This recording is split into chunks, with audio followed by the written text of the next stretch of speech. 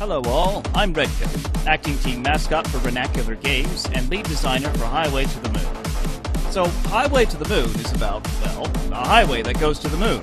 This means that our protagonist, Jake, is actually several thousand miles above the surface of the Earth. At such tremendous heights, falling off is kind of a bad thing. This in mind, Jake must do whatever he can to stay on the road, even if the road doesn't necessarily want to behave itself. Jake's got a couple of abilities to help him in this regard.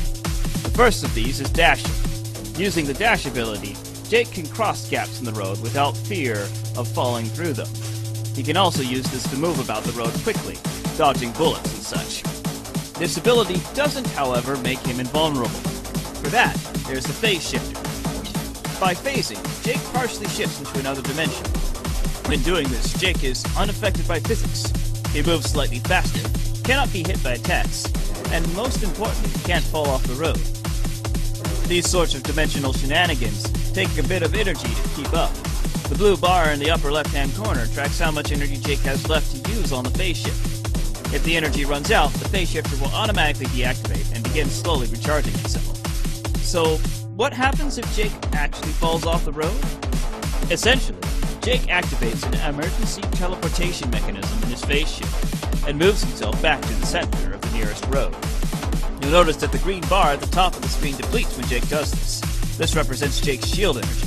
Whenever Jake takes a hit or falls off the road, this bar depletes.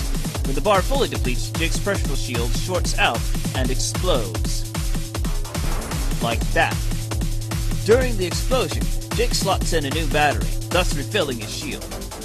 Now with the elements of movement out of the way, let's take a look at how Jacob shoots. He can aim in any direction and fire either a normal shot or a super shot. In particular, super shots use more ammo than normal shots and can only be used when the super bar is full. It should also be noted that regardless of shot type, Jake can't shoot when he's phasing, since he's unaffected by physics while doing so. As it turns out, guns need physics to work. So that about covers it for the basic elements of Highway to the Moon's gameplay. Stay tuned for more developer commentary as we push towards completion and release of the full game. Also, don't forget to vote for us on Steam Greenlight. Every vote counts.